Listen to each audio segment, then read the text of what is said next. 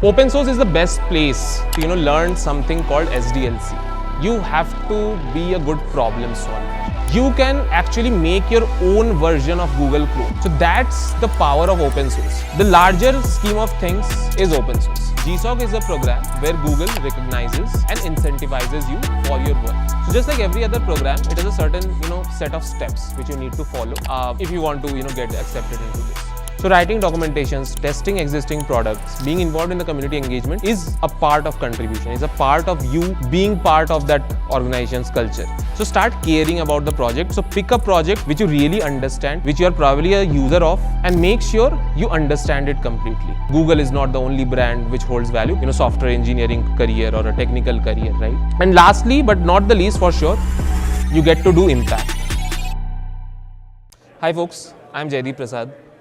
If you don't happen to know who the hell I am, let me give a little introduction about myself.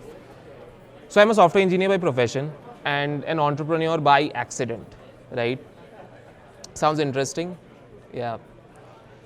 So I happened to get accepted into a program called the Google Summer of Code back in 2019, and then happened to get accepted again in 2020 as well, both with two different organizations, right? So in 2019, I cracked it with an organization called FOSS Asia, which also happens to be Asia's largest open source organization.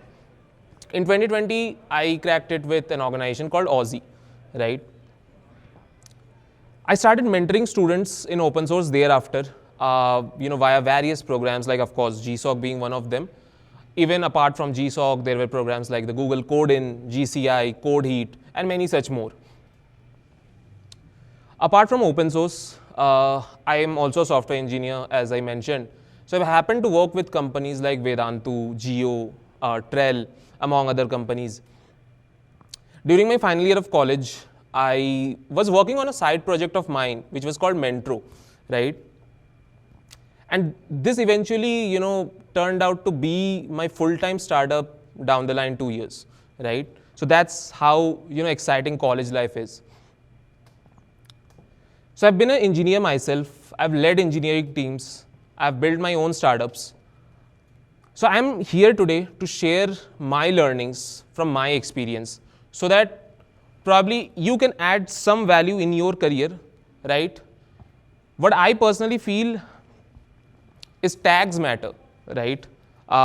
One very common tag which you might be knowing is the IIT tag, right? So the IIT tag is generally the more of the common tags, but there are other tags as well. For example, if someone has a Google tag on their profile, right, they automatically get weighed much more above than someone with a TCS tag or a Wipro tag. So we judge people. Even similarly, employers judge people, their potential hires. VCs judge potential founders, right? So when an IIT graduate pitches to a venture capitalist, right, in comparison to someone who is from a private college or a government college, right? So definitely the IIT founder gets much more attention than a normal founder. So similarly in the world of jobs, internships, tags from the open source world, of course I'll talk a little bit more about open source, but these tags matter, right? I do not hold anything against any particular tag, or neither do I emphasize on any particular tag. I feel these are great avenues for your profile to stand out, and that is the only reason I think you should make them a priority in your career, right? Because when it comes to the job market or in your career, you want to stand out, isn't it, right? So I think these tags help you stand out. So we'll talk a little bit more about open source in general today, right? In today's masterclass, what we'll do, we'll break down what open source stands for, what exactly is something like a Google Summer of Code, and of course, why you should even do it, right? What are the avenues after you do something like a Google Summer of Code, right? Or in anything in open source in general, right? So it's going to be very intensive masterclass on what, how, and why open source, to be very specific. I'm not going to talk in very much detail or not emphasize on any particular program and ask you to chase after it, right? But what I would want you guys to understand is why open source, right? So if I can just start off by saying open source is the best place to learn something called SDLC, right? Now you might ask what SDLC is, right? SDLC stands for Software Development Lifecycle. So I think open source is a great playground for you to try out SDLC, to understand SDLC, right? So whatever you'll be doing, during your open source contributions, the exact same thing you'll have to do when you, let's say, join a company for an internship or a full-time job, right? The same SDLC, guys, right? Whatever you are doing in a public forum, you'll have to do it in a private setting during your job or internship. It's that simple. So don't you think open source is a great playground, right? It gives you the exposure to, be in the industry or learn how the industry works without being in the industry actually, right? So I'm a great fan of that. I'm a big fan of that in general. I feel that is exactly why you should be in the open source community, right? So we'll talk a bit more about open source. This masterclass is entirely that. Firstly, we'll be, decoding what and why open source, right? How open source works. Then we'll slowly move on to a specific program. We'll slowly move on to a specific program called the Google Summer of Code, of course, right? Because like it or not, it is a brand, right? It is a tag again.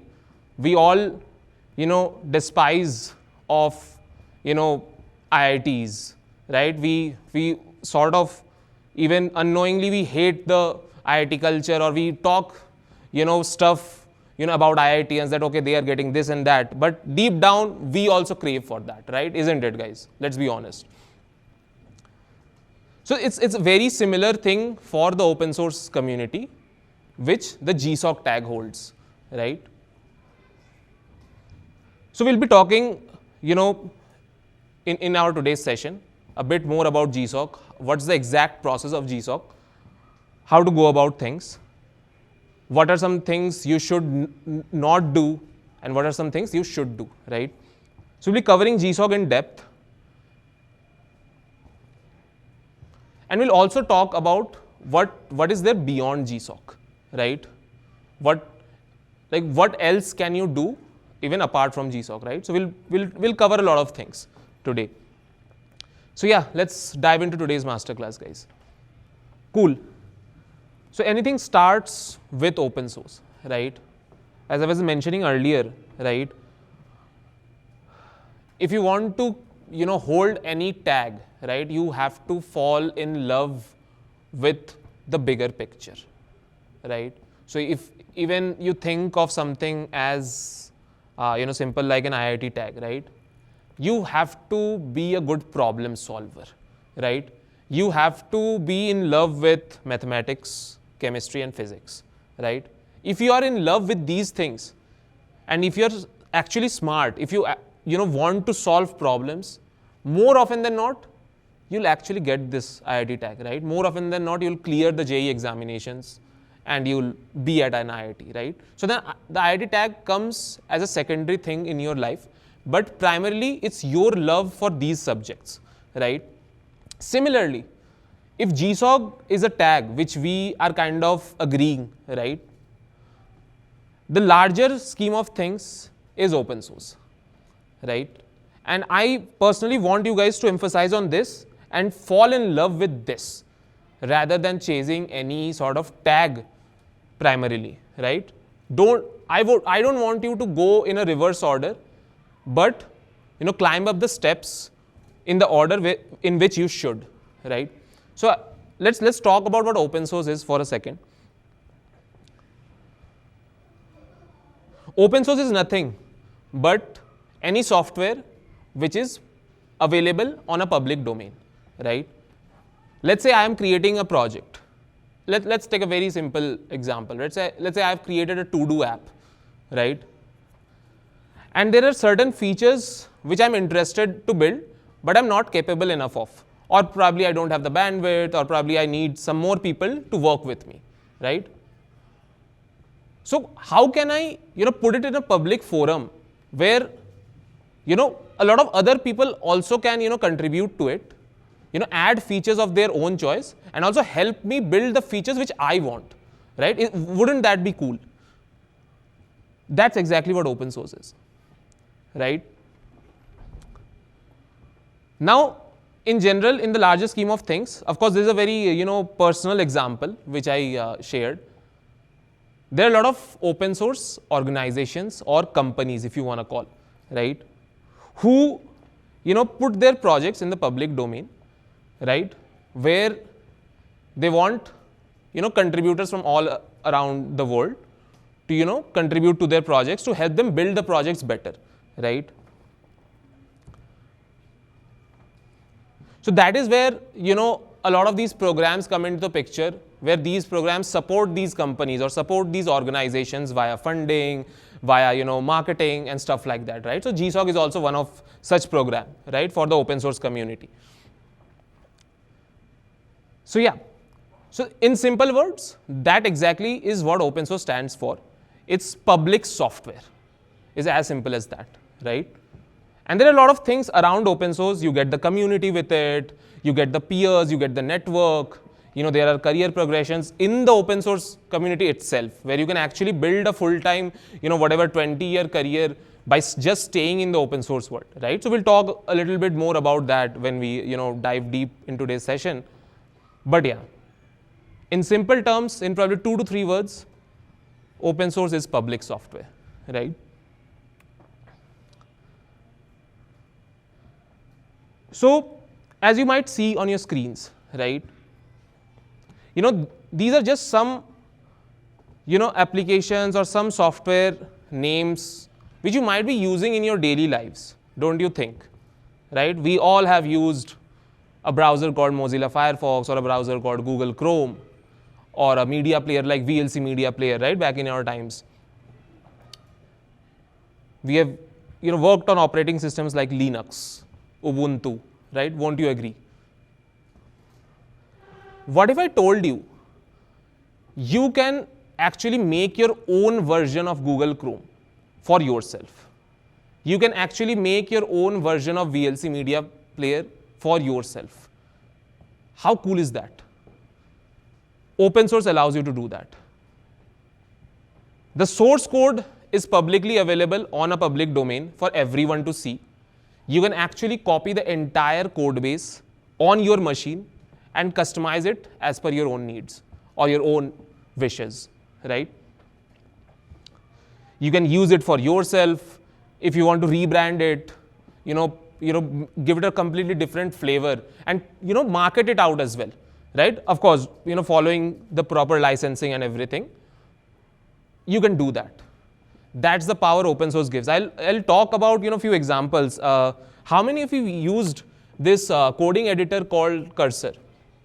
Everyone, right? Mostly. There's a coding editor which used to be, very prominent, at least when I was, coding. It was called VS Code. Have you heard about it? Yeah. Yes, VS Code is open source. Do you know what Cursor did? Cursor copied the code base of VS Code, gave it their own flavor, made the AI integrations, and just published their own native code editor. Cursor would be nothing without VS Code. If VS Code was not open source, something like Cursor to exist would be incredibly difficult. So that's the power of open source.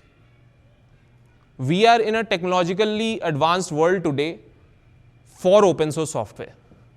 If there wouldn't be open source software, if someone didn't, took the initiative to, put out software in the public domain, of course, if you go back in time, if you just track back, why would even someone put the software in public domain, right? I would say, of course, for their personal interests, right? Because I would want, other people to help me build my software, right? So that was that could be a primary goal for a person who is open sourcing their project, right? But on the larger scheme of things, today is the world where we are standing, right? Where something like a cursor is built on top of a pre-existing open source software called VS Code, right? So that's the power of open source.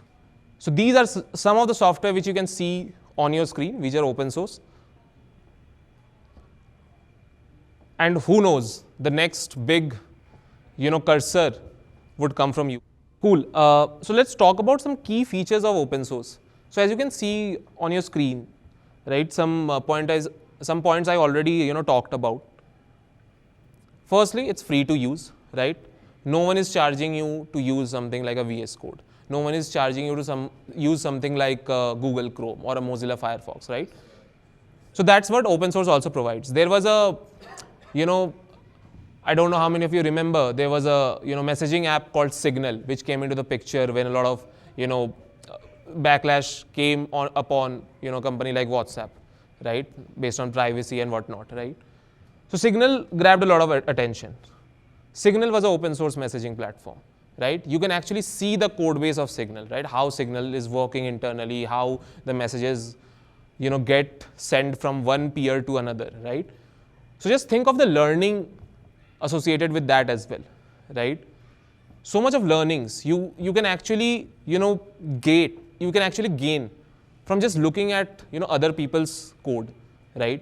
I think that's the best teacher. So firstly, you get a free to use platform, right? Any open source software you pick, you can just run it up on your machine, or if they have publicly deployed that software, you can just download it from there. And more often than not, 90% times, they don't have a pricing model, right? Or they don't charge. Even if they have, it's a very considerable pricing model, right? So that's what open source gives you. That's what open source gives you. Secondly, customizable, right? What if you wanted a Barbie themed Google Chrome, right?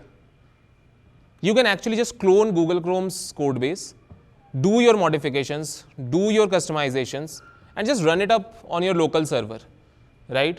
You actually get a Barbie themed Google Chrome for yourself, right? So that's the power of open source software. Thirdly, it's community driven, right? So everyone's voice is heard, right?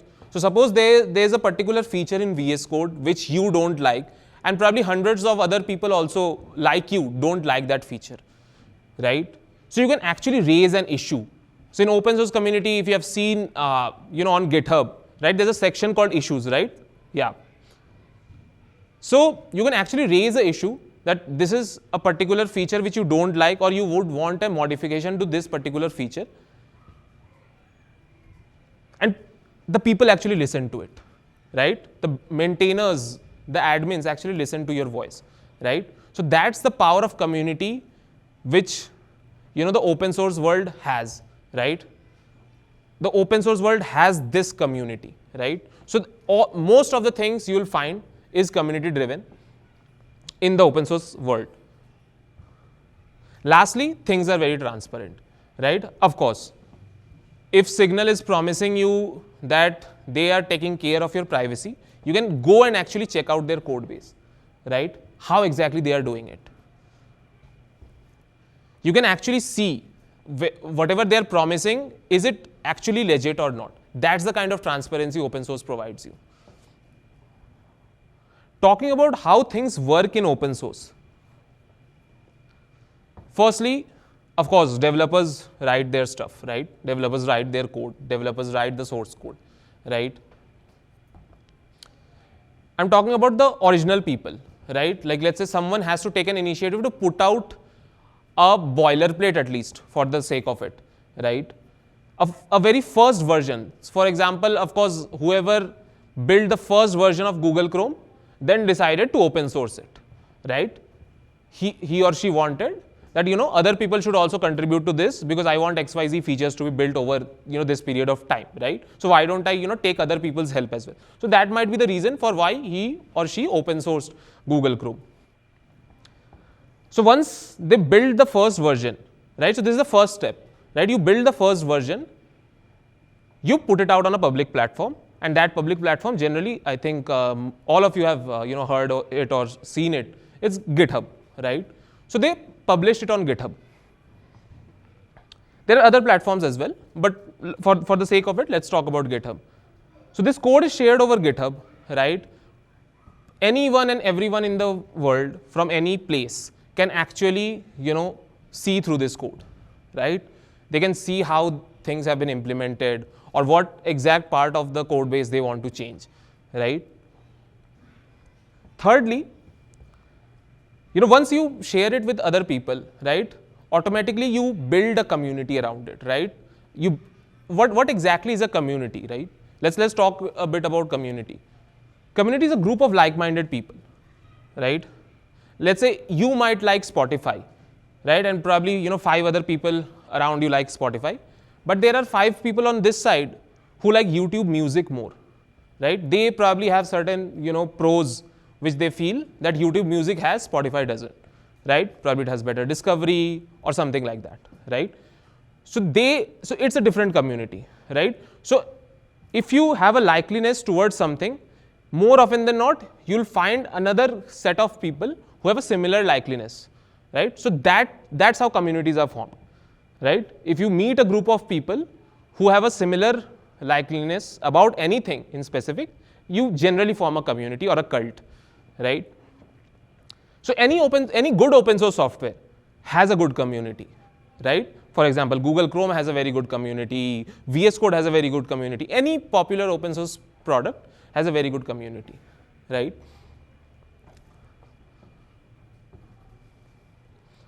Now, once this community becomes active, right? Once a lot of people are involved in the development or enhancement of any project or any product, right? Things need to be, looked at, right? Things need to be reviewed, right? So there has to be an admin or a maintainer side of things where, people are looking at what you are building, right? People are taking care of the product, right? So they will review your contributions. They will, give you optimization suggestions, right? It won't be that, okay, whatever code you're writing, it's getting directly pushed, right? There will be a certain set of people who will be doing the reviewing and optimization components of your process, right? So they will give you a suggestions. There will be an entire discussion thread probably happening for a single feature which you are built. Probably if you just change the color of a button, right? Now that might be a good decision for you, but it might not be a good decision for the overall idea of the product, right? So an entire, discussion thread will open up by the community. Everyone will have a very healthy discussion. The administrators, the maintainers will exactly tell you what to do if you are confused. They'll help you optimize your approach, and then you'll come out to a solution, right? And then probably that code will get merged, right? So this is exactly the process. This is exactly how things work in the open source community or the open source world. In any project, right? This flow is not specific to a particular project or a particular company. This is, specific to all the projects out there in the open source world. Cool. So now, having talked about how things work in the open source world, let's talk about why do you even should do or get into something like open source, right? If you're still searching for reasons or you're still unclear about or haven't got the answer yet, let's give it a minute, right? Firstly, you get to innovate, right? So if someone has put out a version of their software in the public domain, you have a chance to innovate on top of it, right? You can come up with ideas, right? You can come up with things which the original owner of the project might not have thought of, but you can come up with such ideas, right? And you can actually build that. That's the beauty of it, right? So you get to innovate. You don't have to feel stuck with whatever you are given to, right? If someone has built a software and has given it to you, आपको पकड़ा दिया गया है, feel stuck with a software that is just given to you, है ना? Yeah, that's I think a big kind of freedom which any developer can get, right? Generally, among us techies, right, people who are interested in technology in general, their brains are always thinking ahead of the curve, right? So whatever software you are using right now, आपको हमेशा लगता होगा कि काश ये feature होता, काश इसमें ये बग नहीं होता, right? And you also think of solutions as well, that कि यार मेरे पास कंट्रोल रहता तो I would have fixed this bug, right? Open source gives you that power.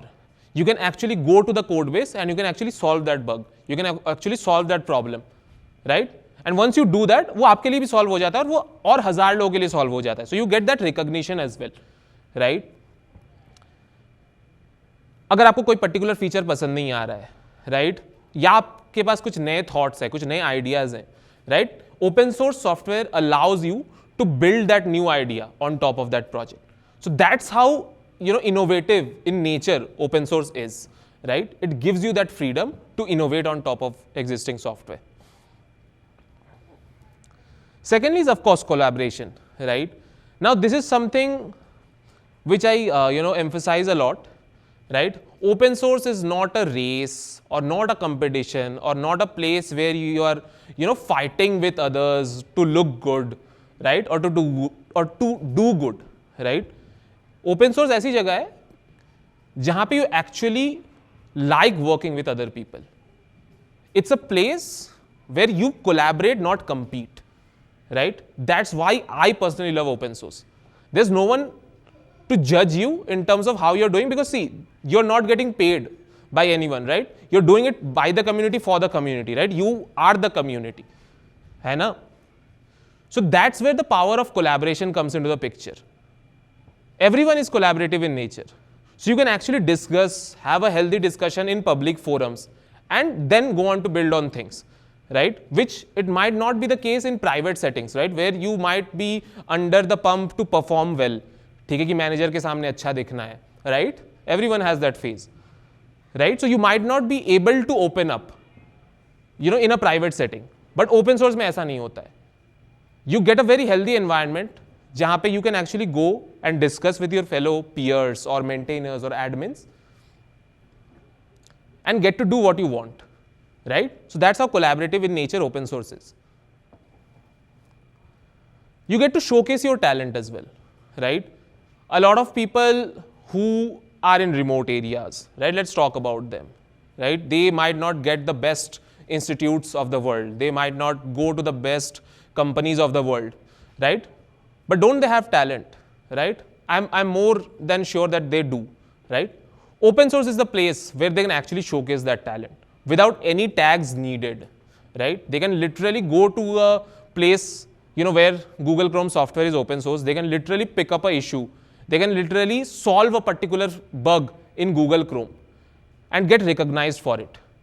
Just think of it. Someone sitting in a very remote area in a village from India, right, can actually build a feature in a product like Google Chrome. Just think of it, just with the help of internet, of course, right? Just think of the power of, what open source holds.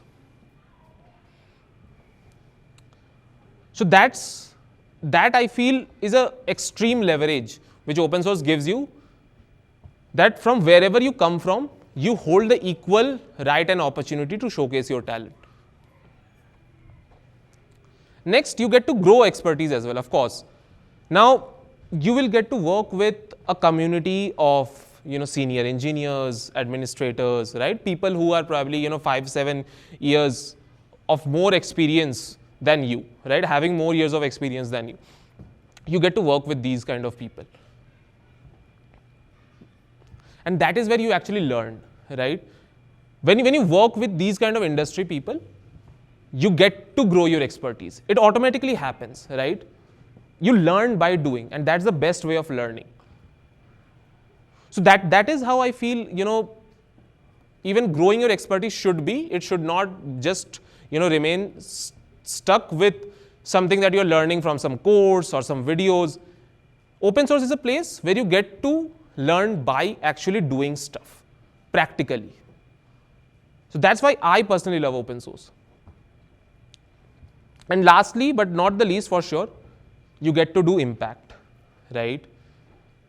If there's a particular bug that is troubling you, it's more obvious that probably there are thousands of other people who are also facing the same frustration which you are facing, right?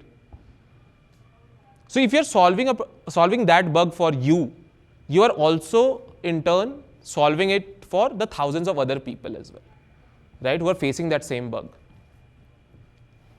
So that's the kind of impact you can do with the help of open source.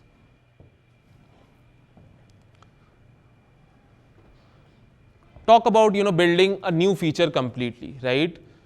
You want something, you can build that, right? You want a particular feature, you want the status option to be there on WhatsApp. Suppose if WhatsApp was open source, or let's say Signal for the matter of fact, you want to implement a story feature, you can actually build that. Once you build that, once the maintainers approve it, once it gets merged, just think of the thousands and lakhs of people using Signal. They'll be able to upload stories on Signal, right? They'll be able to share their stories with friends. Just think of the excitement, the fun which these other people will get who are using the product, right? That's the kind of impact I'm talking about, which open source allows you to do. Or sure, everyone here in this classroom has probably fallen in love with open source, I'm assuming. Yeah. But we also talked about the importance of certain tags, right? Whether you like it or not, a tag holds importance. Whether we like the IIT tag or not, no one cares, but it holds an importance in the industry, in the world, right? Similarly, GSoC gives you an extra leverage in the career market, in the job market.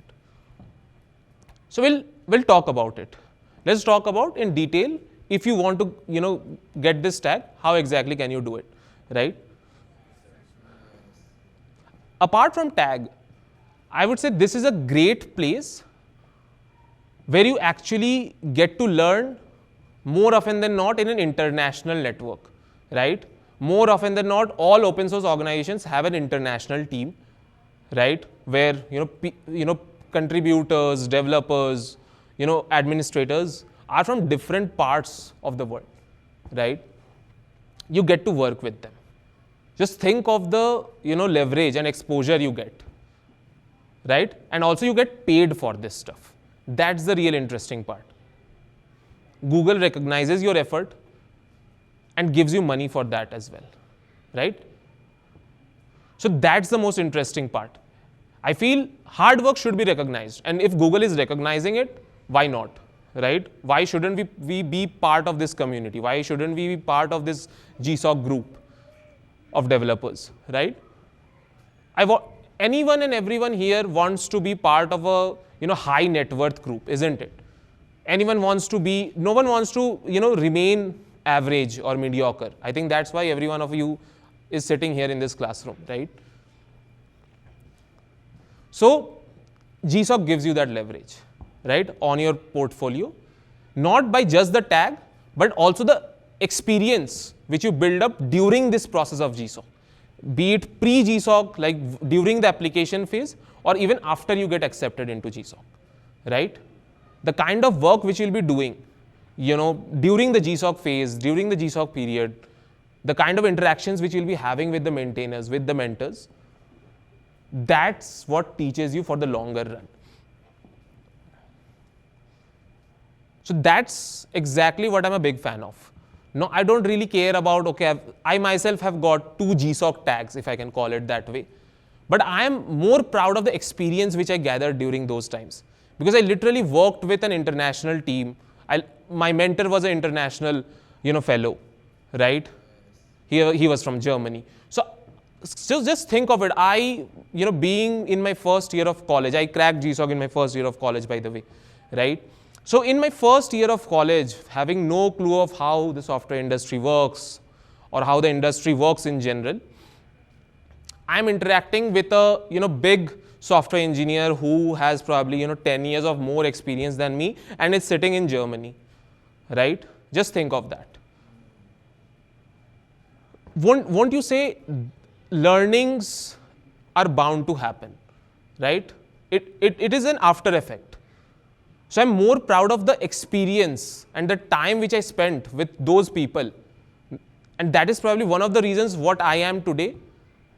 And I give a huge credibility to that, right?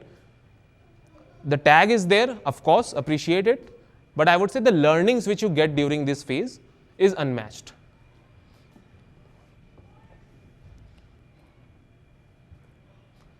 Cool. Let's talk in detail about what GSoC exactly is. I think mostly for the larger audience here, I have already covered. But still, again, repeating myself, GSoC is a program where Google recognizes and incentivizes you for your work, right? So whatever exactly the work you are doing in the open source community already, Google is recognizing that, right? It is deploying a certain amount of funds to that organization where they can pay you for the work you are doing, right? It's as simple as that. This is not a competition. Let me be very clear. GSoC is not a competition. It's a program designed to encourage and empower open source, right? It was designed to get more contributors interested in open source, right? It was designed to get more students interested in open source. That's why if any one of you know, GSoC was earlier primarily only for students. It was never open to the wider audience, which is today, right?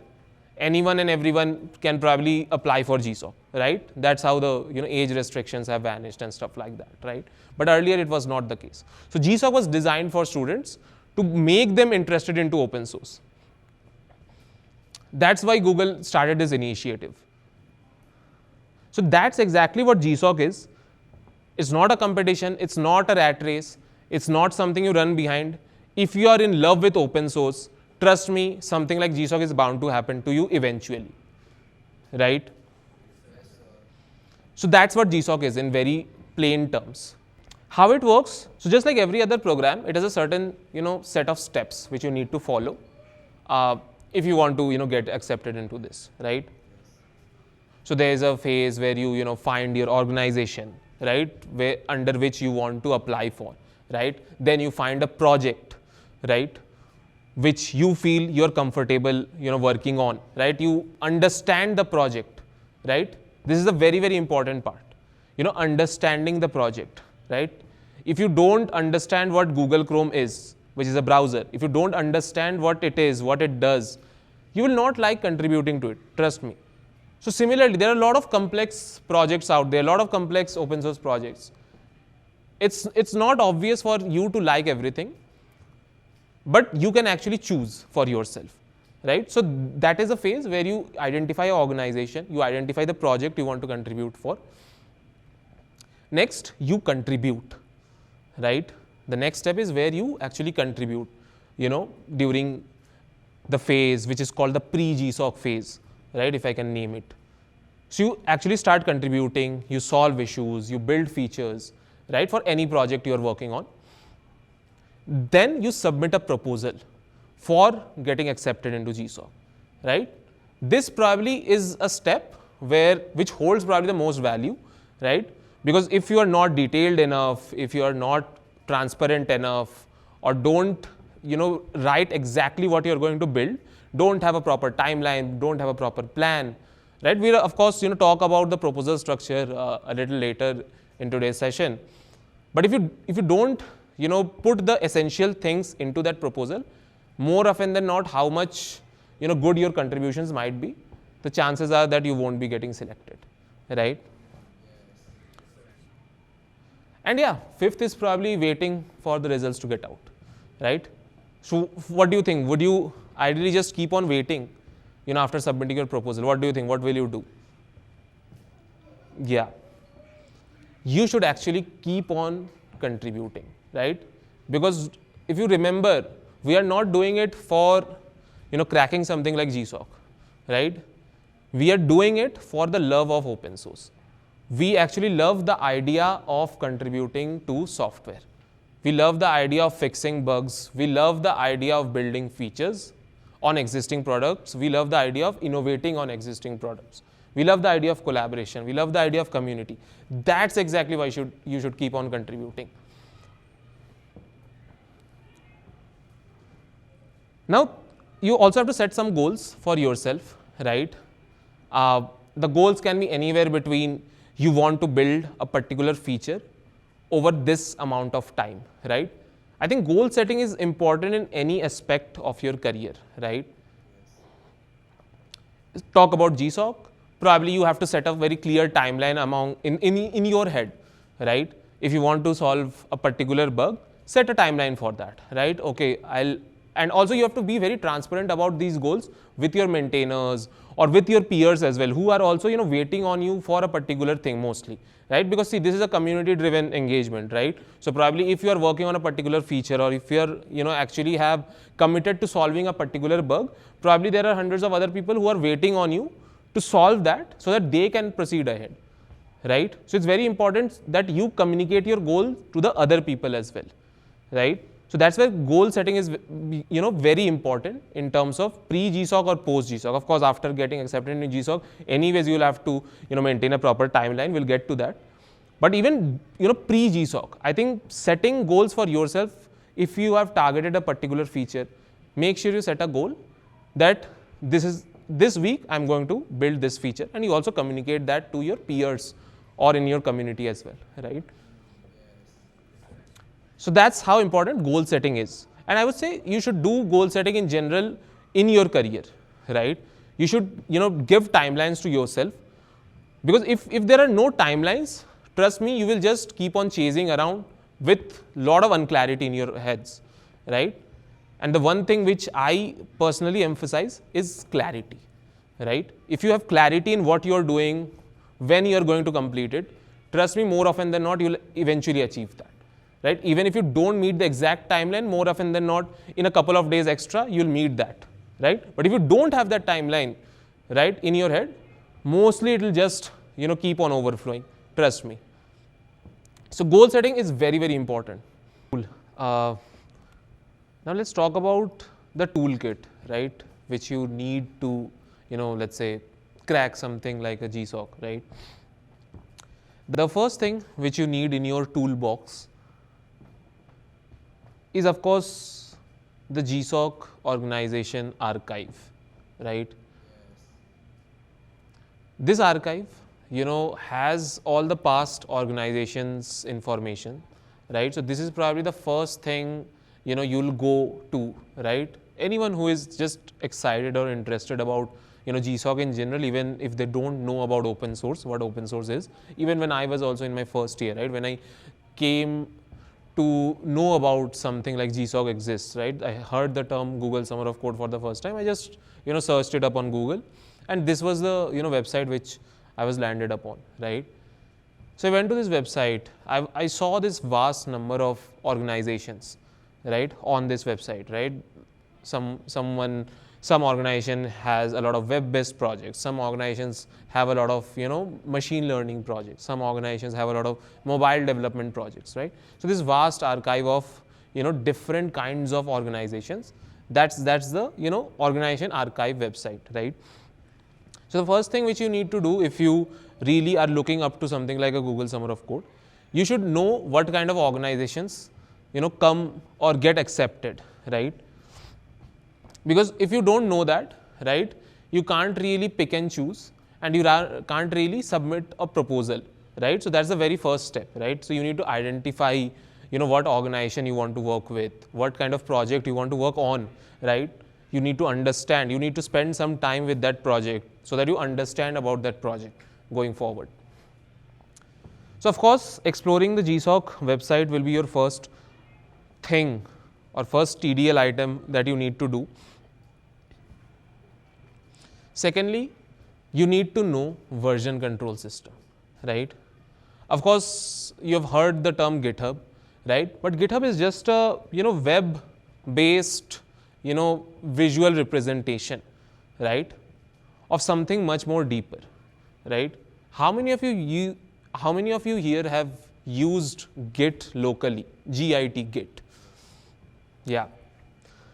So whatever you are doing locally, right, a visual representation of the same is up there on GitHub, right? A VCS is nothing but a history manager of your repository, right? In this case, the repository is your code base, right? So any changes which you are doing, right, to your code base, the VCS holds an account of everything, right? You can actually make a particular change on, let's say, 4th October, right? And save that change. So VCS keeps a track of that change. If you make a further, modification to that same, code change which you did on 4th October, VCS will have an account of that if you save it on, let's say, 5th October, right? So it's a whole history management for your code base, for your repository. Of course, Git Bash is your local tool, which I'm sure most of you are familiar with using. And of course, you can also do Git commands using your, local terminal, right? Everyone, the Windows users might have, command prompt on your systems, right? The Mac users will have the terminal, right? The console, right? On your devices, right? So you can actually interact, using some commands on your repository if you have enabled Git in that, right? If you have enabled that version control system in that, right? So Git is an application for a version control system, right? So for example, operating system is a concept, Windows is an operating system, right? Similarly, version control system is a concept, is a technology, Git is a VCS, Git is a version control system, right? GitHub is just a web-based visual representation of whatever work you're doing locally via Git, right? So you need to know, I won't say you need to be a VCS expert. Trust me, when I also started, even during GSoC, a lot of, errors used to happen, a lot of mistakes I used to do, right? A lot of, PR mishaps, right? Like I used to push code to a wrong branch, right? I used to, mistakenly delete some of my code and forgot to commit that code and changed branches. A lot of, things used to happen even when I was also doing it for the first time, right? So VCS is something which you learn over time. The more you do, the more contributions you do, the more commands you keep on learning, the more ways, the more hacks you keep on learning, right? The more you contribute, right? So don't worry, if the basics are very good to start with, right? If you just know the basic commands, which I am sure I'll be covering today. If you know that, if you have a control of that, trust me, you're at a very good place, right? So you don't need to be, you don't need to be an expert in VCS, but you need to have a control of the basics in VCS. Thirdly, being active on communication platforms, right? So since we were talking about community as well, right? So where does this community live? It doesn't live in a particular house. It doesn't live at a particular party hall, right? So where does this community live, right? Where is this community? It's on these communication channels, right? So some of these communication channels, like primarily what most of the organizations use is either Slack or Discord, right? You will also find some other community, platforms such as Gitter, right? Or, whatever, some other community platforms, right? But the primary community platforms which organizations use are Discord and Slack, right? So being active in these community platforms is what is required from you if you want to, take part in something like a GSoC. Because trust me, a lot of people ignore this third point, but this is what actually makes you stand out. Because trust me, when you will be contributing or when the GSoC phase will come, right, when the applications open and stuff like that, thousands and thousands of people will be contributing on that same project, right? If you don't have a community reputation, if the maintainers or the admins or the mentors don't know you well, right, trust me, you will get lost in the crowd. Because everyone will submit a proposal for that same project which you are building. Think of it. There will be 500 people, thousands of people who will be submitting a proposal for that same project which you are working on. If I am the maintainer, if I am the mentor, how am I supposed to select one student out of that, right? If I know someone, if I happen to see that person being active in the community from some amount of time, I'm not saying I know this person for the last 10 years or I know this person outside of the community. I'm saying I've seen this person talking, doing peer collaborations, solving issues of other people, helping other people out, right? Having healthy conversations with other people on the community channels. So that's how important the community channels are. Because immediately when I will see your proposal, I'll remember the times when I've seen you helping other people, when I've seen your username on the community channel, talking on some important feature that you wish to build, talking about some bug that you wish to solve, right? So that's the time I will remember that, hey, this person is trustable, this person is dependable. If I happen to select this person, more often than not, this person will do a good job because he has been an active community member for a long time, right? I've seen this person working and helping others in the community. So being proactive in the community channels is actually a very, very important factor to get accepted into something like GSoC. Because trust me, thousands of people will submit a proposal for that same project. Knowing a version control system, knowing Git well, knowing the basics of Git well, right? You don't need to be a VCS expert with all the commands in your armory, right? You know the basics well, you are bound to do well, right? You know how to use GitHub, you know the CTAs of GitHub, you are bound to do well. Thirdly, and most importantly, being active in the community channels. Taking the community channels, taking the community communications importantly, right? About your perfect organization, right? Now, of course, when you see this organization archive, right, you will see probably 200s, 300s, 500s of organizations come in front of you, right?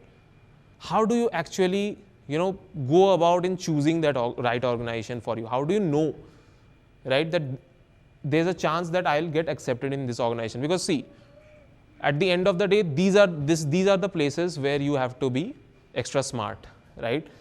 Of course, you are doing it for the love of open source. Of course, a lot of people are doing it for the same, right? But a lot of people are also not. A lot of people are also not that mature, right? So you have to fight with this crowd as well, right?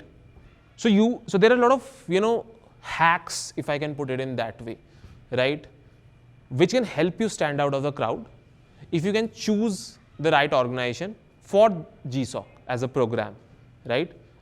Outside of GSoC, feel free to contribute to any organization, any project of your liking. There's no foundation in open source, right? Even if it's a small scale project, even if 10 people are using that product, right? But if you like that product, if you are interested in working on that product, please feel free to contribute to that, because that's literally what open source is. So we'll talk a little bit about how to find the right organization for GSoC specifically. So you firstly explore, right? That's the first step in the process, right? You first go through that entire list. I know it looks very overwhelming, right? Trust me, I've been there, right? The GSoC archive page is very overwhelming at first, but spend some time, because until and unless you explore, you won't find the right match. Trust me. Yes, sir. So you do the exploration, right? You see what kind of projects are out there in the universe, right? What are people building? What are companies working on? What's the latest thing in the market, right? There are a lot of cool technologies coming into the picture, right? AI is, of course, already in the picture, right? And there are a lot of legacy softwares as well, right, which many of us like or continue to use. So it's a choice up to you, right? So until and unless you explore the kind of products, the kind of organizations are there in the organization list, there's a high chance that you won't find the right match exactly, right? So spend some time exploring all the organizations on the page. Secondly is aligning. Aligning with what? Aligning with your interests and skills, right? So this is also one beginner mistake which a lot of students make. They generally are not very clear of the kind of tech stack they want to work with, right? They even haven't started with a programming language. They don't know, any domain, right? But for some reason, they are on that GSoC archive page. They are looking for their organization. It doesn't work like that. You have to be confident of a particular tech stack, right? You have to know a particular programming language where you want to spend the next 6 months on, right? You have to have that stability. You have to have that confidence in yourself. So make sure you are confident about one tech stack where you want to spend the next 6 months on, right? And accordingly, you choose your organization. So I think this, eases the process of exploring organizations. If you are a front-end developer, you don't really need to, look into projects of back-end heavy organizations or machine learning heavy organizations or mobile app heavy organizations, right? You can actually filter out. So if on the organization page, you'll see there's a filtering option, right? Where you can actually filter with specific, technologies, specific domains, specific tech stacks on the GSoC archive page itself. So you use those. You use that feature to, streamline the whole vast universe of organizations, right? So probably that 500, set of organizations will come down to 100, right? And you can actually skim through 100. So skimming through 100 is far easier than a 500 organizations, right? And it's also beneficial for you as well. You'll actually be able to spend more time on each and every organization and explore their projects in detail. So that's where aligning is very important. You first know your strength, know your tech stack, on what you want to spend the next 6 months on. This is not, trust me, this is not a tech stack which will probably stick with you for the remainder of your life or career, right? This is a tech stack on which you want to commit to for the next 6 months, right? You want to learn more about this tech stack. You choose your organization accordingly. Thirdly and most importantly is evaluating the community and the maintainers, right? Trust me, there will be a lot of organizations who don't get accepted into GSoC for every year. So if you don't happen to know about this, even the organizations have to apply to Google to be accepted as a GSoC organization, right? So organizations will also have a process कि जहाँ पे उनको apply करना पड़ता है, right, to Google that please give us a spot in this year's GSoC, right? So that is exactly where you can also take a leverage on. You can actually, if some organization had been selected in the last year, that doesn't mean they will get accepted this year as well, right? तो आप उनके organization community channel पे जाओ, आप उनके GitHub repositories पे जाओ, right? See their projects, you see their GitHub org. What is the overall activity? What is the total number of people involved in that organization, right? You see the activity, you see the kind of discussions happening in their community channels, right? You see the past history of that organization. Is it an organization कि जिसको बस तुक्के से selection हुआ है? Is it an organization that has just got accepted for once in its entire lifetime, in the entire lifetime of Google Summer of Code? If yes, look into it. Is it really a very active organization? If yes, probably then more often than not, it's probably going to be accepted again. Similarly, it can also happen that a very legacy open source organization might not get accepted this year, right? Why? Probably the community is dying down, right? No active maintainers, no active contributors, no such peers, right? So probably it's going to die down. Probably it's not going to get accepted. So that's where the evaluation mindset comes into the picture. So you check out the activity, you check out the contribution graph or the kind of activity happening for each and every project of that organization. See, a lot of organizations will have certain dead projects, but the projects which are active, they will be super active, and there will be certain projects which have a mediocre activity, right? So you identify those projects. This average activity wale projects are the projects which are best suited for you if you are a GSoC applicant for the first time, right? We were talking about hacks, right? So this is one of the hacks. If you want to write it down, make sure you take a note of it. Make sure of the activity graph of a project, right? You trust me, you don't want to, get into a project which is extremely heavily being contributed to, because then you'll just get lost in the crowd. There will be bunch of issues which probably, tens and hundreds of people are already working on, right? So probably you won't be able to pick a issue for yourself, right? So it's better that you choose an organization or a project to be very specific, which has a average contribution or activity graph, right? Where you can actually, stand a chance, right? To be seen. This is not something which I'm talking about, okay, you can't contribute to any project. Of course, you're, free to contribute to any project you like. But if you wish to get accepted into something like a Google Summer of Code, make sure you pick a project which has an average contribution graph, right? Where there are a set of people, of course, you also don't want to contribute or pick a project which has 0 contributors, right? Of course, it is a project they are listed on the organization page. But if it has 0 contributors, then probably that's a dead project, right? But also at the same time, feel free to have these conversations on the community channels. If you are skeptical about something, if you don't know if a project is active or going to be active, please put it on the community channels, right? Please ask your peers, please ask the maintainers about what's the plan with this project. Be very vocal about your thoughts and ideas before coming to a conclusion. That's where the community angle comes into play. If you put those questions, if you don't get replies, then it automatically means it's a no-show, right? Automatically signifies that there's no point, even having this organization or this project in your bucket list where you submit a proposal, right? These are all, ways of evaluating a community, evaluating an organization, evaluating a project, right? I would say this is the single most important factor which you need to do before applying to GSoC. In your pre-GSoC phase is the evaluation of a project. The right fitment of the project to you is very, very critical, right? It should align with your technical skills, right? It should align with the kind of domain or tech stack you want to spend the next, 6 months on.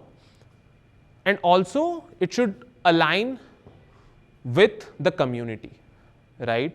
If it's a overly active community of a particular project, probably you stand a very, low chance, right? But if it's a, community which is very collaborative in nature, which is not overly crowded, everyone, is working on something or the other, then there's a chance that probably, you can open up new issues, you can fix newer bugs, right? You can, open up new enhancement features, right? You can actually work on new stuff. So that's where evaluating the organization and project is super important.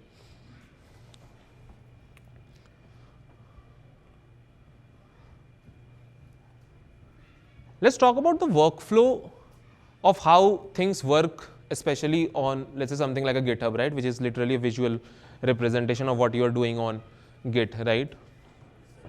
So this is the workflow, if you can see on your screens.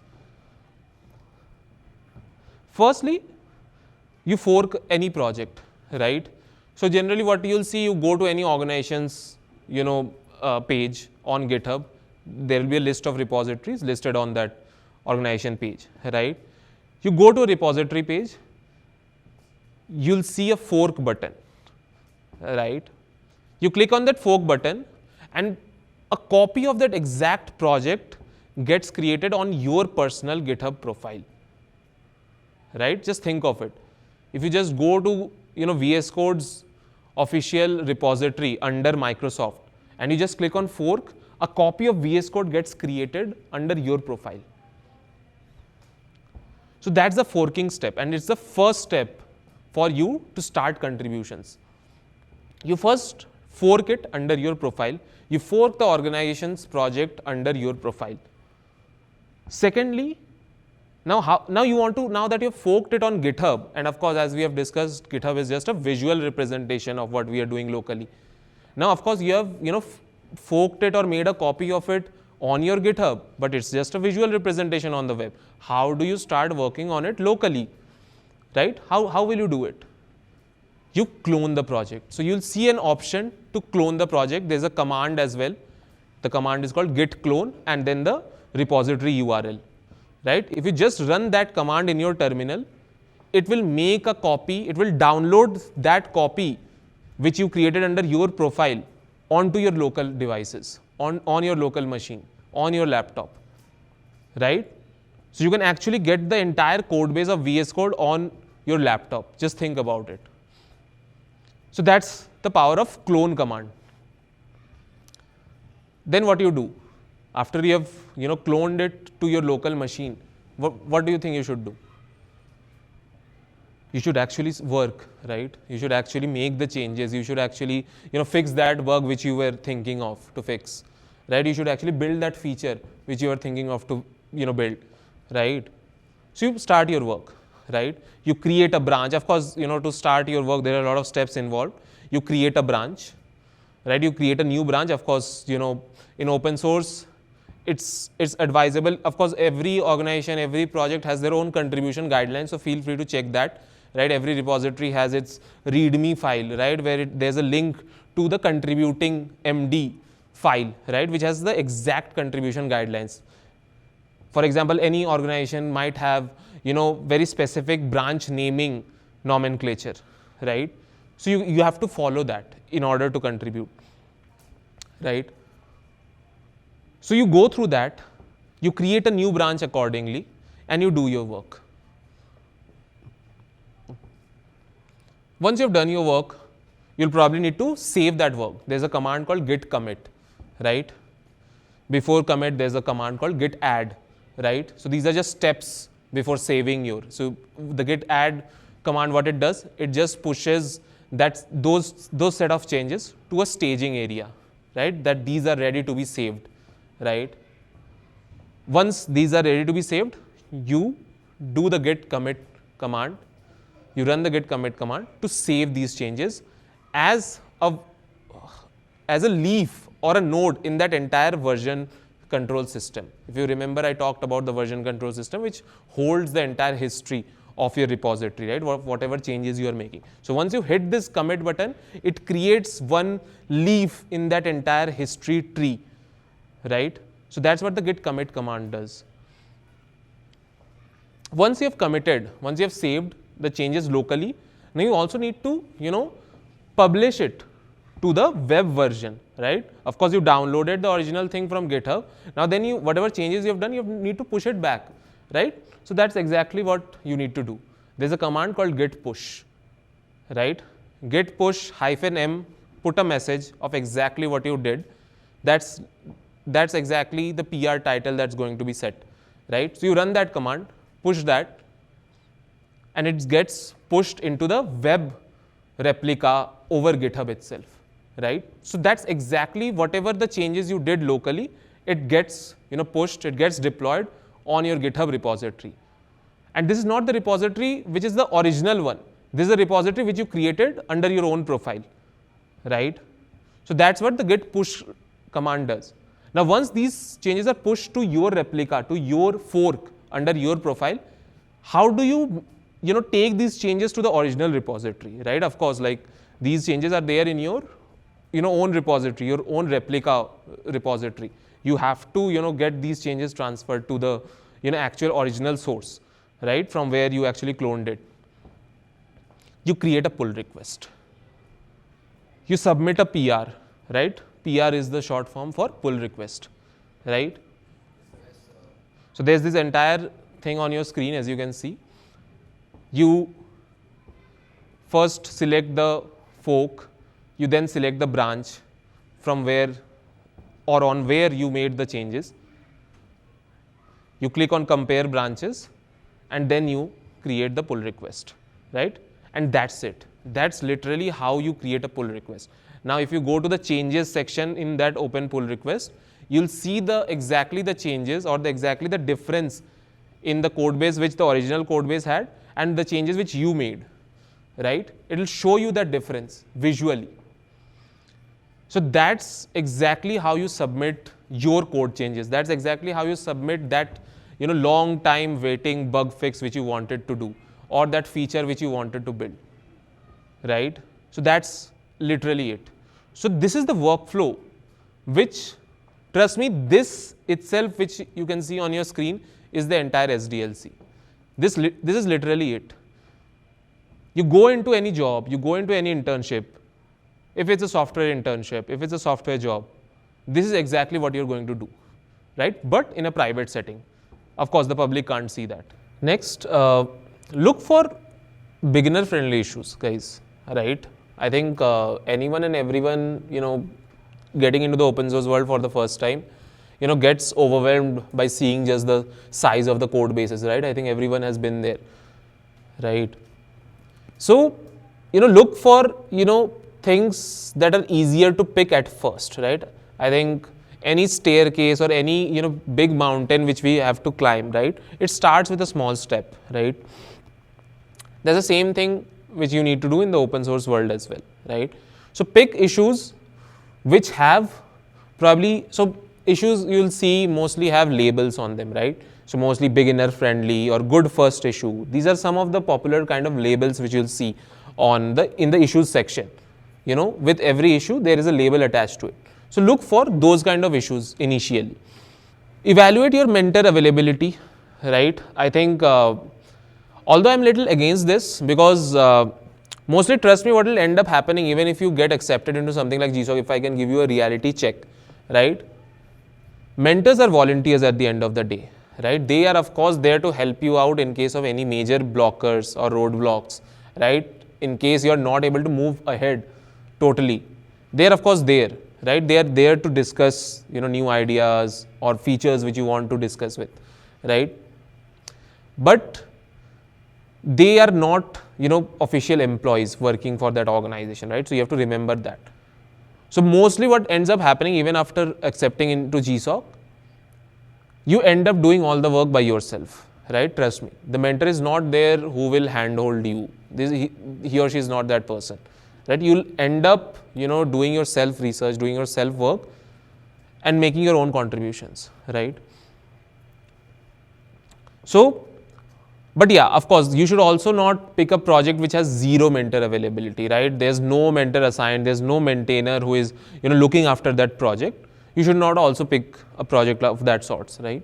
Be cautious of projects which has inactive mentors. Of course, I think this is, a part of the evaluation point itself under the hood. And start with small contributions, right? You don't have to build an entire feature or solve a very, big production bug right in your first contribution. If you are really a beginner into software development in general, forget open source, right? If you're really just starting out, start with small things. And I'm not talking about small changes like making a, grammatical change or fixing a grammar error in a README file. I'm not talking about that.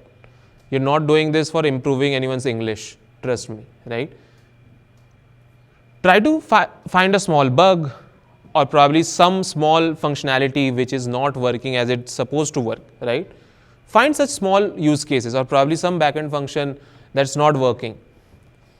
So yeah, so start with small, eventually move to bigger steps, right? Eventually take the bigger steps, start contributing in a much more, capable or a much more technical range, right? Increase your range over time, right? No need to, fix a big roadblock or fix a big bug right in your first PR itself. Start with small, eventually increase your range and move on to bigger things in life.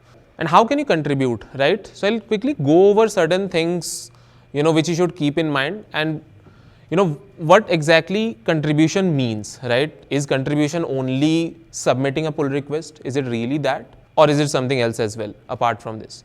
So let's talk about it. Of course, primarily technical contributions is going to be the primary stakeholder for you, where you are of course fixing a lot of issues, fixing a lot of bugs, right? Raising a lot of pull requests. So of course, technical contribution is going to be a major part of your life, which involves development and enhancement of features, right? Developing completely new features or enhancing existing features, right? That this is a technical contribution. Technical contribution can also be designing, right? And it can be, user interface designing as well as system designing, right? If you can just, design the functionality of a product, right? How the flows should work, how the UX should look like, that's also a part of a technical contribution. If you can prepare a documentation, if you can write a PRD, right, and submit it to the administrators, right, or maintainers, or create a, issue with that, write-up which you have created or design which you have created, that's also technical contribution. Planning the architecture, I think I covered it in the last point as well. Designing systems, right, architecting the software, right. It doesn't really necessarily mean for you to, push code, right. You can actually think of how the system should look like, right. What should be the, directory structure of a, particular software, right. You can think of that. So that also comes under, technical contribution. What are some non-technical contributions, right? Trust me, apart from technical contributions, you can also do some non-technical stuff as well. If you are a person who wants to, get a brand like, let's say, something like a GSoC, or get a tag like GSoC, or even just participate in open source, you don't necessarily need to have a very strong technical expertise. You can also do the same via some non-technical measures as well. So let's talk about what those measures are, right? It can be documentation, right? It can be, there was a program specifically for this as well, which was called Google Season of Docs, GSoD. I'm sure a lot of you might have been knowing about it, but it got shut down, right? But again, documentation is a very important part in software industry in general, right? If there's no one to write these documentations, who will train the future software engineers, right? Just think of it in that fashion. So documentation writing is a part and parcel of technical jobs as well. So writing documentations, testing existing products, right? And just being involved in the community, right? Being involved in the community engagement is a part of contribution, is a part of you being part of that organization's culture. Spreading the word and doing research. Of course, you can do a lot of marketing stuff as well for a particular project or a particular organization, where you're just throwing out information about that project or organization out to the wider audience over Twitter, over LinkedIn, or whatever, right? Writing blogs about particular projects, right? And whatnot. So the possibilities are limitless of how you can take the word out of for a particular project or organization. Testing and reporting, right? Of course, you can also do a lot of testing on existing software, right? And writing reports on that, right? This is also, ideally, it falls under non-technical, but I consider it a technical contribution, right? If you're able to write, solid reports on what is working, what is not working, right? There's a role for it as well in the industry. It's called quality assurance, right? QA, right? So that is also, I consider it myself a technical job, right? If you don't have really good technical expertise, you really won't be able to find, technical loopholes or write reports about features or things that are working or not working. Lastly, supporting the community, right? In any or every fashion, if there's a way that, you can actually support the community, please go ahead and do that. Be my guest and do that, because the community really appreciates it. If there's any non-traditional or non-typical way you feel, the community, is asking for your help, please go ahead and do that. One important thing is to staying connected, right? So every organization, generally has weekly discussions or weekly meetups, right? Please try to join those, right? Because that shows your active involvement and active participation in that community, right? A community always, welcomes you being proactive. If you don't show up in meetings, if you don't help others, right?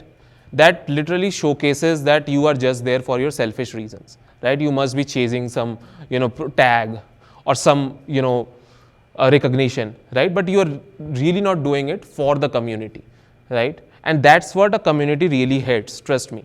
As a collective group, I'm not talking about any particular person or a particular, admin, right? I'm talking about the collective group hates such people, right? If hate is a strong word, probably don't encourage such people, right? Let me put it that way. So that's how important your involvement with the community really is. So keep engaging with the community as much as you can. It can be any potential bug you are seeing with the existing kind of implementation. It can be any potentially new feature which you think you want to build, right? Which will be beneficial for the wider audience. Please go ahead and discuss that in the community forum, right? And make it as detailed as possible, right? Create detailed implementation plans, create timelines, right? Which you feel will be feasible for the entire community, right? Create those plans, be as detailed as possible, because that shows effort. and the community appreciates effort. If you're putting effort for a particular project, that's where the community comes and recognizes you. Effort gets recognized everywhere, trust me. So I think you should go for that rather than trying to chase or trying to find some hack into just getting accepted into a particular program. Trust me, that won't work. So make sure you actually support the community in real sense and actually engage with the community. This is one of the important factors which I can't reiterate more, right? Make sure you do this if you really want to get accepted into a program, something like a Google Summer of Code. Now, one step which is probably the fourth step of all the steps which I've been discussing is your proposal writing step, right? And this is probably a very, very important step in your GSoC phase, right? In order for you to get accepted into something like a GSoC. The first step in writing a good proposal for you to do is understanding the project, right? If you don't understand what a Google Chrome does or a VLC media player does, right? Or a VS Code does, what VS Code literally is, trust me, you won't find yourself enjoying contributing to it or yourself building things for it. So understand the project, right? Make sure you actually enjoy working on that project. Probably you are a user of that project, right? Let me put it that way. So if you're a user of that project yourself, probably you'll end up, caring about the project and you'll end up, thinking a lot about the project. For example, if you're an Instagram user, you probably have a lot of ideas for Instagram, right? What if there was this feature? What if there was this feature, right? So since you are yourself a user of Instagram, you care about that, right? You probably have hundreds of ideas for Instagram, right? So start caring about the project. So pick a project which you really understand, which you are probably a user of, right? And make sure you understand it completely. Secondly, structure your proposal very clearly, right? What's the problem? What are the objectives? What's the approach you are taking? What's the timeline looking like? And what's the end impact it will create, right? For yourself, for the organization, and for the users, right? So if you can follow these, 5 points in your proposal, right? Probably you'll end up writing a good proposal. There's generally no limit to the length of the pages which you should have in your proposal. But you should make sure you're including all the relevant information in your proposal. You should not keep any information out of it. Make it as detailed as possible, right? The person who is evaluating the proposal should feel confident in selecting you. As simple as that. If I am reviewing your proposal and if there are just some basic informations, I'll probably not be confident that you will end up doing that work. You might be able to do it. You might be technically very sound. You might be a very good developer. But if you have not put an effort and in clearly mentioning or properly structuring your proposal, I mostly won't accept you, trust me. Being realistic and specific, right? A lot of people write a lot of jargons in their proposal, right? I will build this can be done, this is achievable, right? But it's not realistic, right? Probably you need a lot of external integrations, a lot of third-party libraries, which are not probably possible. You'll need a lot of B2B partnerships to achieve that, right? So you need to think of those things. What is exactly feasible and how is it feasible? So being very realistic in your proposal writing is also super important. Being optimistic is one thing and being realistic is another, right? So of course you write your proposal being optimistic, but you have a reality check after you write that proposal. What all things I need to curtail, what all things I need to modify, right? In order for this proposal to actually be real so that I can actually achieve this in the given amount of time period.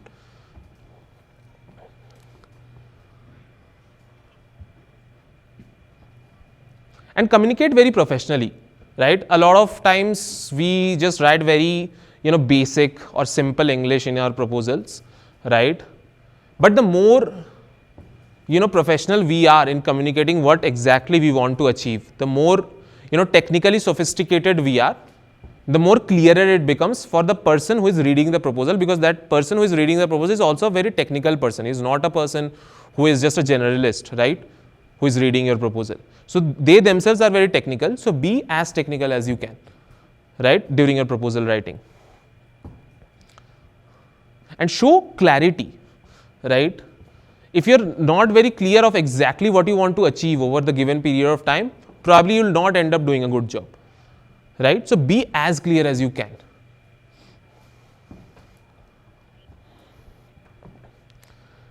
And avoid common mistakes. I think that's something, which many of you will do, right? But I think you should learn from the past experiences of mine or your peers or your seniors who have done it. Don't follow, some vague ass templates. Don't follow some templates, right? Don't follow some, lame templates from the internet just to, create a proposal, right? Be very original in your proposal creation, right? Until and unless your organization has a particular format, which some organizations actually do. So follow that format. But if they don't, be as original as you can and as technically depth you can showcase, right? The kind of technically, deep person you are in order to solve or, build that project, the more of your chances to get accepted. And don't submit vague plans, right? If you don't have a clarity for that, right? If you really don't know how you're going to build that, right? If you don't have the technical expertise for that, don't mention it in the plan, right? If you just mention it and then eventually if you're not capable of, fulfilling it, probably, the maintainers will not pass you in the evaluation, because in GSoC, there are also evaluations, right? I'm sure you already know about this, right? So there are 2 to 3 evaluations which happen in GSoC. Right? So if you are not able to fulfill a particular, component in your plan, which you had, written in your proposal in a stipulated time period, more often than not, the maintainer will have a hard chat with you, right? They may pass you, they may fail you, right? Depends on the discussion that, is happening between you and the maintainer, right? So to be on the safe side, only write those things which you are very clear of what you want to do, how you want to do, and only mention those things and execute. Now that's mostly about GSoC, right? I think we were talking a lot about open source in general, and GSoC is just happens to be one such program which gives you a good tag, a good brand, right? Which, helps you stand out in your career. But there are a lot of other brands as well, right? Google is not the only brand which holds value. Probably there are the Amazons of the world, there are the Microsofts of the world, right? Which hold a very equal value, right? In terms of a, software engineering career or a technical career, right? These are some of the brands, right? European Summer of Code is one. Hacktoberfest is, of course, again, a very, very sober program which is there to encourage open source. It's really not a very sophisticated program where, you are doing a lot of things in a stipulated time period, but it's really a good program to, get you started. So please feel free to consider that. Summer of Bitcoin, Outreachy, Girl Script Summer of Code, Rails Girl Summer of Code. So these are just some of the other programs apart from GSoC which you should consider, right? Because what I have a personal opinion of, any of these open source program might have a different format, a different stipend amount, right, involved, or a different brand involved, right? But what all of these programs have in common is they have a certain structure to themselves, right? They have their evaluations, they have a timeline, they have an application phase. So this process teaches you a lot, trust me. The application process, the pre-application process, the post-application process teaches you a lot. If you get accepted, you get under a certain, timeline of things, right? Where you have to, achieve certain goals. You have to set milestones for you. That teaches you for the long term, right? Because that's the same thing which you'll be doing in your career as well. You'll set milestones for yourself and you'll try to execute those milestones. You'll try to you'll try to achieve those milestones, right? So that's what teaches you. That's what you get taught from these open source programs. So it's a very, open source, as I keep on reiterating, is a very good playground for you to be in the industry without being in the industry. It teaches you a lot, Trust me, no other teacher or no other online video or course can actually teach you what probably an open source program can teach you, right? And that's a statement. So wrapping up our today's masterclass. So GSoC is a very great opportunity to contribute to open source projects. It gives you a brand, it gives you a tag to get you, stand out in the crowd when you go for a full-time career or a job or an internship, right? Open source contributions can be both technical and non-technical, as we saw. Start small, fix small bugs, right? No need to aim for that big feature in your very first pull request. Stay super engaged, right? Can't emphasize this more. Be super active on your community. Keep interacting with your peers, help out your peers, right? Discuss new ideas with the maintainers and admins of the project. And explore other opportunities too, right? GSoC is not the only opportunity. There are opportunities like Outreachy, LFX, right? European Summer of Code, Summer of Bitcoin, a lot more, right? So the universe is vast. Open source program teaches you a lot. Pick any open source program and try to get accepted into it. In short, find, build, and contribute, right? That should be the essence of that literally is the essence of the entire masterclass, right? You find opportunities, you build or work for those opportunities, and you contribute to those opportunities, right? And that's literally what open source also stands for. So that's it.